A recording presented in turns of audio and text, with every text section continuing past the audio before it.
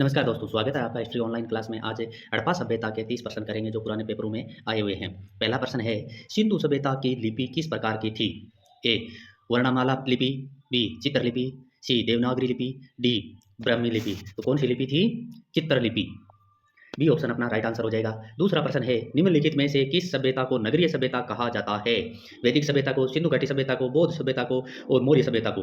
तो किसको कहा जाता है? सिंधु घाटी सभ्यता को। यहाँ पर नगरों के नगर बने हुए मिले हैं और 7 स्थलों को नगरों की संज्ञा दी गई है।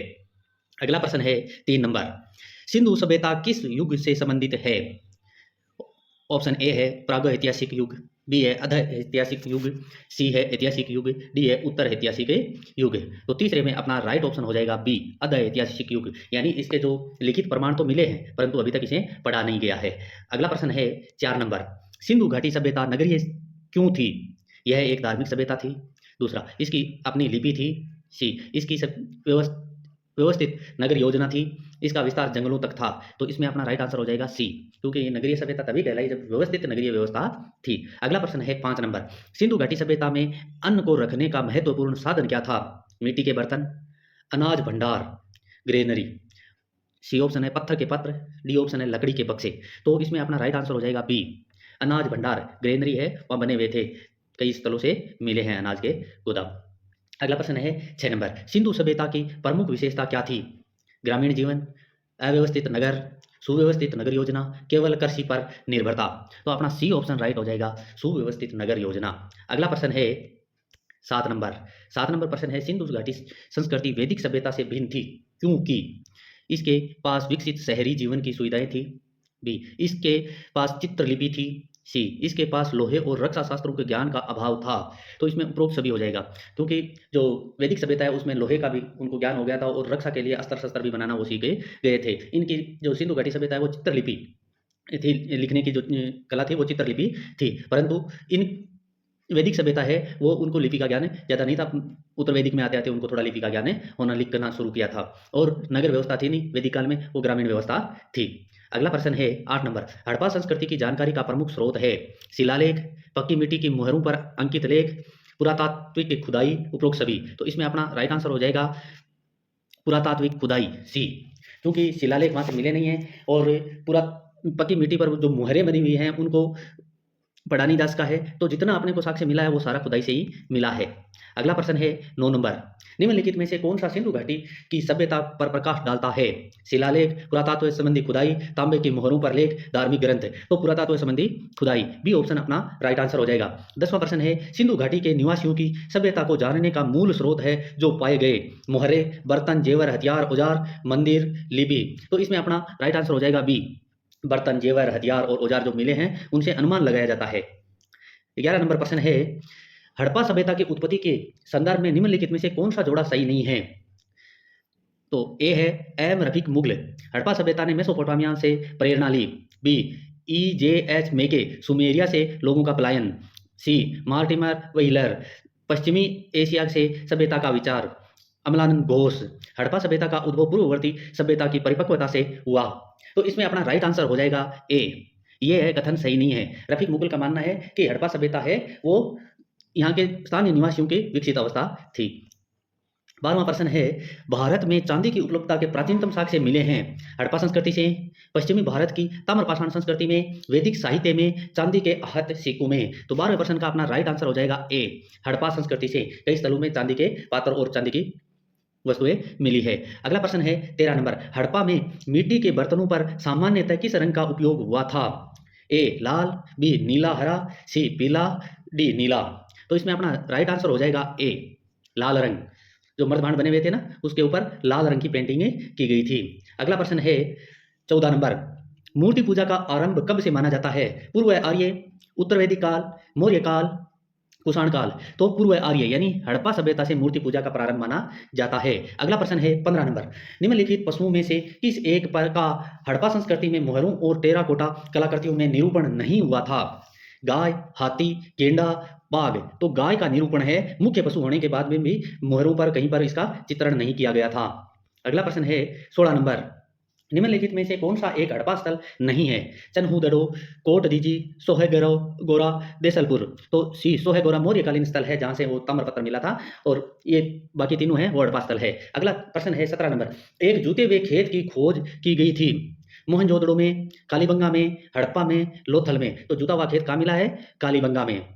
अगला प्रश्न है 18 नंबर, निम्नलिखित में से किस हड़प्पा नगर में जुटे हुए खेतों के निशान मिले हैं? कालीबंगा, धोलावीरा, मोहनजोदड़ो, लोथल।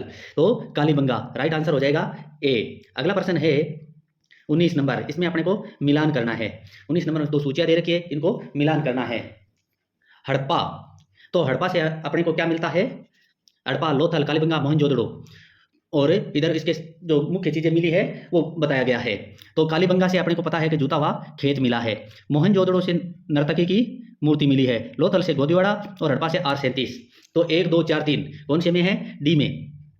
डी ऑप्शन अपना राइट आंसर हो जाएगा। हड़प्पा से समाधि समाधि R37 है, और 37 लिखा हुआ है, ये लिखने में गलती हो गई। समाधि R37, लोथल से गोदीवाड़ा, कालीबंगा से जूता हुआ खेत, मोहनजोदड़ो से नर्तकी की मूर्ति। अगला प्रश्न है 20 नंबर, ये भी मिलान वाला है, सूचियां हैं, मिलान करना है। कौन सी सभ्यता कौन सी नदी के किनारे है? तो अगला इस प्रश्न में हड़प्पा है वो रावी नदी के किनारे है। कौन सी नदी के किनारे है? रावी नदी के किनारे है। मिलान करते हैं, हड़प्पा रावी। पहले में 2 नंबर, तो इसमें अगर यही पता है तो भी आंसर निकल सकता है, तो अपना बी आंसर है वो राइट हो जाएगा। दूसरे हस्तिनापुर है वो गंगा नदी के किनारे है। और बाद में आता है नागार्जुन कोंडा, नागार्जुन है वो कृष्णा नदी के किनारे है, और पैठन है वो गोदावरी नदी के किनारे है। ये अपना बी ऑप्शन राइट ऑप्शन हो जाएगा। अगला प्रश्न है 21 नंबर, इसमें भी दो सूचियां दे रखी है। एक तो दे रखा है हड़प्पा के स्थल, दूसरा कौन सी नदी के किनारे अवस्थित है वो बताना है। तो हड़प्पा रावी नदी के किनारे है। दूसरा है कालीबंगा है वो घग्गर नदी के किनारे है। लोथल है वो भोगवा नदी के किनारे है। रोपड़ है वो पंजाब में सतलज नदी के किनारे है। तो 3 1 2 4 डी ऑप्शन अपना राइट आंसर हो जाएगा। अगला प्रश्न है 22 नंबर, हड़प्पा किस नदी के किनारे अवस्थित है? तो रावी नदी के किनारे अवस्थित है। दोस्तों ये सारे के सारे प्रश्न पुराने एग्जाम में पूछे हुए प्रश्न हैं, और इसके 2-3 पार्ट आएंगे। अगर वीडियो अच्छा लगे तो वीडियो को लाइक कीजिए, चैनल को सब्सक्राइब कीजिए, और अधिक से अधिक लोगों के साथ शेयर कीजिए। और इसके जो पार्ट आएंगे उसके लिए चैनल को सब्सक्राइब करके ऑल वाला बटन दबा दीजिए, ताकि सबसे पहले नोटिफिकेशन आपके पास से पहुंचे। अगला प्रश्न है, सिंधु सभ्यता का महान स्नानागार कहाँ से प्राप्त हुआ है? मोहनजोदड़ो, हड़प्पा, लोथल, कालीबंगा। तो महान स्नानागार कहाँ से मिला है? मोहनजोदड़ो से। ये ऑप्शन अपना राइट आंसर हो जाएगा। अगला प्रश्न है 24 नंबर, विशाल स्नानागार किस पुरातात्विक स्थल से पाया गया था?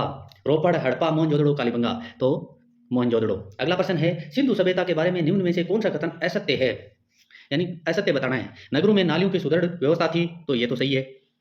व्यापार और वाणिज्य उन्नत दशा में था, ये भी सही है। मात्र देवी की उपासना की जाती थी, ये भी सही है। अगला प्रश्न है, लोग लोहे से परिचित थे? नहीं, लोहे के बारे में ये नहीं जानते थे। अपना राइट आंसर यही हो जाएगा, डी ऑप्शन अपना राइट आंसर हो जाएगा। अगला प्रश्न है 26 नंबर, इसमें सिंधु घाटी सभ्यता जानी जाती है, किसके लिए जानी जाती है? नीचे दे रखा है, अपने नगर नियोजन के लिए, सही है। मोहनजोदड़ो और हड़प्पा के लिए, दोनों स्थल है, सही है। अपने कृषि संबंधी कार्यों के लिए, तो ये भी सही है, कृषि के काम होते थे वहां, अनाज के गोदाम मिले। अपने उद्योगों के लिए, तो इसमें सभी सही है, तो अपना राइट आंसर हो जाएगा डी, सभी सही। अगला प्रश्न है 27 नंबर, निम्नलिखित में किसका सुमेल सही नहीं है? यानी जो मेल किया हुआ है कौन सा सही नहीं है? आलमगीरपुर कहाँ पे है? यूपी में है, ये सही है। लोथल गुजरात में है। कालीबंगा हरियाणा, नहीं ये सुमेल नहीं है। कालीबंगा राजस्थान में है। रोपड़ पंजाब में है, ये सही है। तो अपना राइट आंसर हो जाएगा सी। अगला प्रश्न है, वापस पुट वाला प्रश्न आ गया, 28 नंबर, निम्न में से सिंधु सभ्यता से संबंधित कौन से केंद्र उत्तर प्रदेश में स्थित है? कालीबंगा नहीं है, कालीबंगा नहीं है। लोथल भी नहीं है, तो ये दोनों नहीं है। आलमगीरपुर ये यूपी में है, और उल्लास भी यूपी में है। 3 और 4 अपना डी ऑप्शन राइट आंसर हो जाएगा। अगला प्रश्न है 29 नंबर, सिंधु घाटी सभ्यता के स्थलों की खोज किसके द्वारा की गई? यानी जो स्थल हैं उनकी खोज किस किसके द्वारा की गई थी? इसमें कौन कौन थे? दयाराम साहनी, हाँ इन्होंने भी खोज की थी। R.D. बनर्जी, ये भी थे। जॉन मार्शल, ये भी थे। तो उपरोक्त सभी, इसमें अपना राइट आंसर हो जाएगा डी। और इस वीडियो का अंतिम क्वेश्चन है 30 नंबर, सिंधु घाटी सभ्यता को आर्यों से पूर्व की रखे जाने का महत्वपूर्ण कारण है? यानी कौन सा कारण है? लिपि, नगर नियोजन, तांबा, मृदभांड। तो इसमें अपना राइट आंसर हो जाएगा डी। इसी के साथ अपना वीडियो समाप्त होता है। धन्यवाद।